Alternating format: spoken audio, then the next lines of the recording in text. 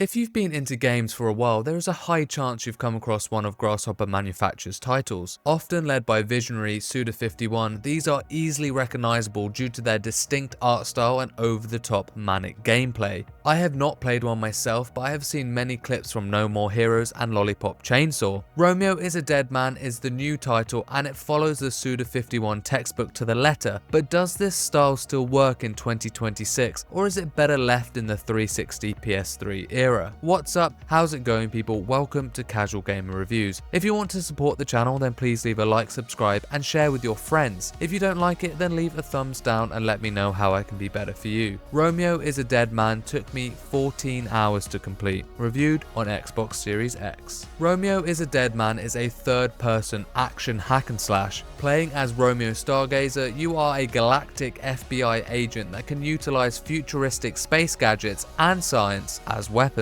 Your main arsenal consists of a melee weapon, a ranged weapon, and something called bastards, which I'll get to. There are 4 melee weapons and 4 ranged weapons, which can be unlocked through one of the game's currency systems. The melee weapons consist of a sword, a great sword, gauntlets, and a spear that also splits into a dual wield. The guns are a pistol, shotgun, submachine gun, and a big explosive weapon, which is not very useful in my opinion. The melee weapons have a different feel not only in speed but move combinations, and the ranged weapons have different clip sizes, reload speeds, damage output, and range as you would expect. They offered a good variance to combat, and you'll have to play around to see what suits your style the most. I settled on the spear and starting pistol and had a really good time with it. The combat is simple but satisfying. You will be mowing down hordes and hordes of enemies, with some elite enemies littered in. These elites will have bulbous spots on them which scream like a target to aim at. Popping these spots will deal massive damage and in most cases defeat the elite altogether, but they are usually in difficult places to aim at, so each one requires its own strategy. I enjoyed doing this, and I also think that this allowed for good enemy variety throughout the title's runtime. Further to the weapons are pins and badges, which offer different buffs or deficiencies. Pins are collected as main story rewards, and badges can be found, bought, or won in minigames. I did like how some badges had the double-edged sword effect of having a negative attribute offset the positive one. This game has over-the-top blood and gore, and it filters this into its combat system with a special move called Bloody Summer. This meter is filled with blood that you get from slaying enemies, and when filled can unleash the ultimate move. Each weapon has their own variant, even the ranged weapons, which I didn't know until the very end of the game. Some would be good for crowd killing, whilst others would be good for single opponent massive damage. This was the only ultimate, which is kind of disappointing for a game that has so many other layers and systems. Where the combat does make strides towards being more interesting is with the bastards. I suppose living up to their namesake in some way or another, bastards are zombies that you can grow like plants back at your home base. You literally find seeds for them out in the world that you plant into plots of dirt.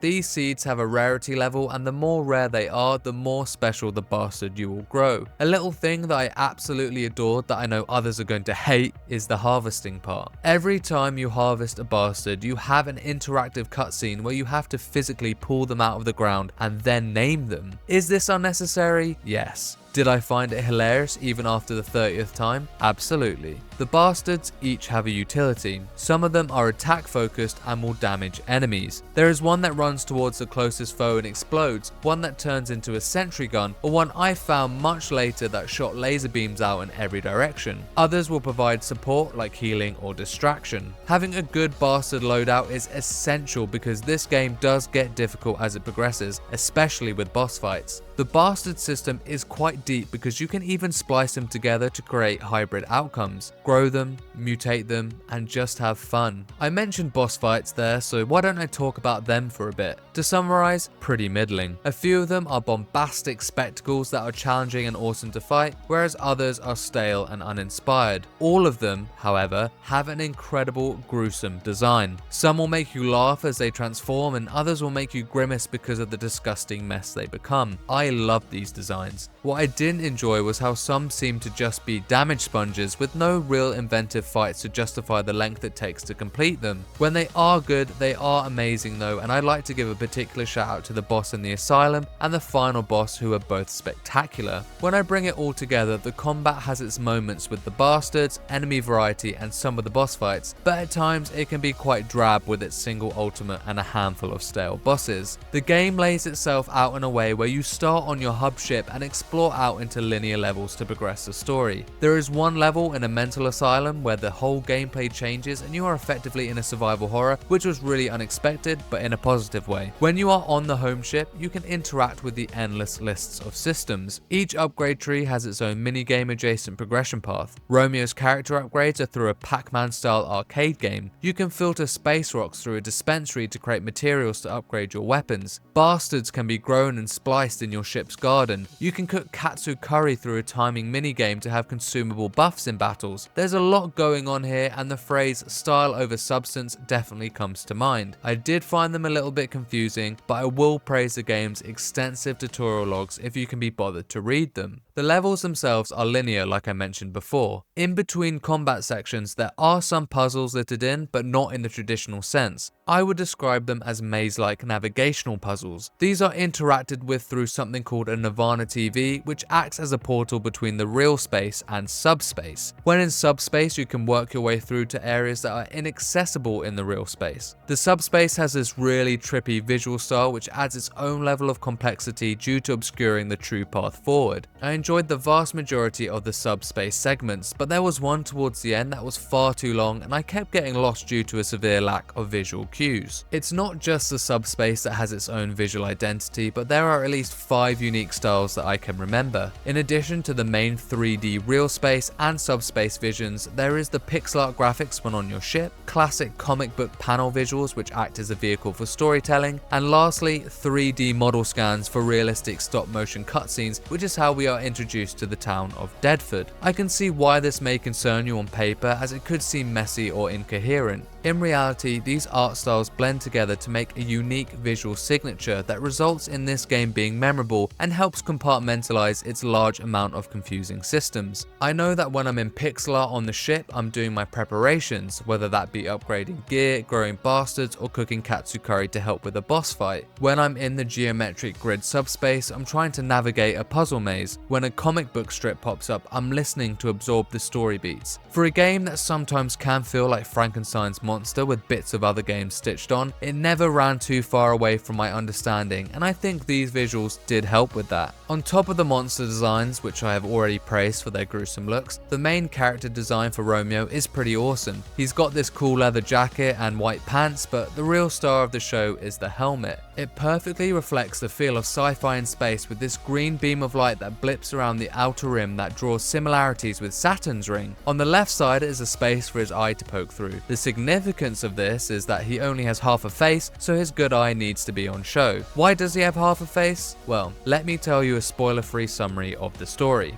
Romeo Stargazer, Deadford's deputy sheriff, met his love Juliet through a random encounter where she has amnesia. Just as their relationship begins to flourish, Romeo gets jumped by an interdimensional creature whilst out on patrol, and it eats half his face. Just before he dies, his grandpa comes out of a time portal and stabs him in the eye and transforms him into what we play as. Trust me, none of the above is spoilers, it literally happens within the first 5 minutes of the game, believe it or not. Romeo, now turned a space-time FBI agent, must travel the galaxy to kill the biggest fugitives, one of which is his beloved Juliet, or at least alternate versions of her. Romeo's grandpa of the current time dies, but transposes himself onto a jacket patch on the back of Romeo so he can make witty and sometimes helpful remarks along the journey. It is a ludicrous and outlandish story that often doesn't make sense, but it wasn't any different than what I expected. Romeo himself is quite a surface level character as it is, but his kind-hearted nature and desperation for the truth does give off an endearing tone that makes you want to stick with it.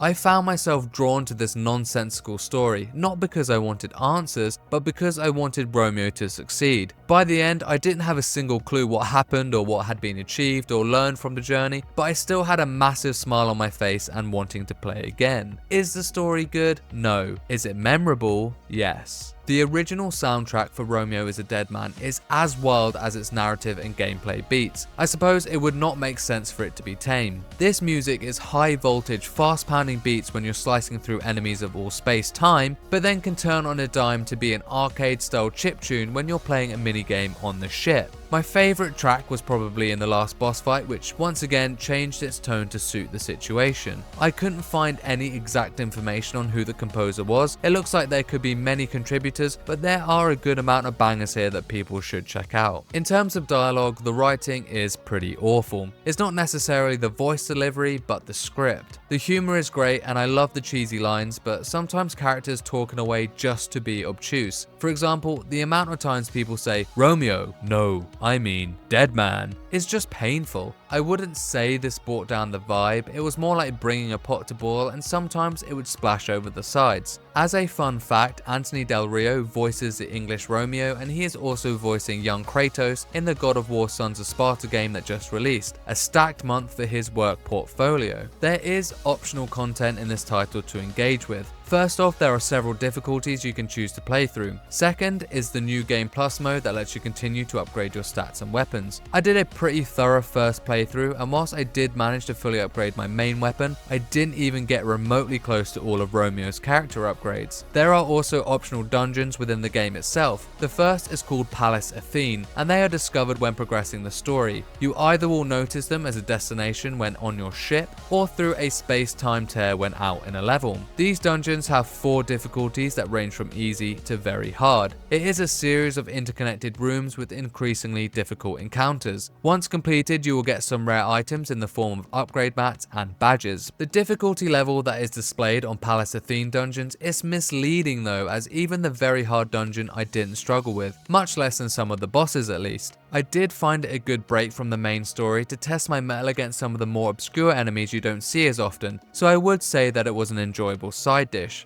If you want a real challenge though, there is the other optional mode, the Room of Trials. In these trials, you can retry all of the boss fights throughout the main stories but within a time limit. There is even a boss rush mode where you have to do them all within 30 minutes. The Room of Trials has a gambling incentive where you bet however much of the game's currency and you receive a multiplier based on which boss it is if you succeed. If you manage to clear all those trials, then don't fear because they all have harder variants which have reduced time limits, and these ones are real tough. Romeo is a Dead Man is undeniably Suda 51 and Grasshopper Manufacture's creation. It doesn't shy away from its identity and it is dripping in style and nonsensical dialogue. The combat has its moments with a big nod towards most of the bosses and enemy variety. The bizarre story, silly characters, obtuse minigames and bastard system really shine as an attraction rather than something that put me off. The weirdness pulls you in and it carefully treads that line between staying interesting and just going too far. Couple this with the fantastic OST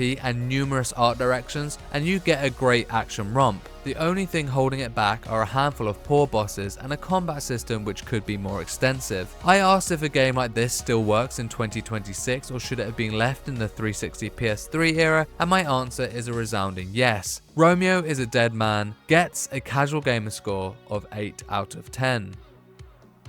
Check the channel for my recent quick look at Pragmata and all the games coming in March. If you want to support the channel, then please leave a like, subscribe and share with your friends. If you didn't like it, then leave a thumbs down and I will try to be better next time. Let me know in the comments below if you will be playing Romeo as a Dead Man, and for everything else, casual gamer, keep it here. Peace and love.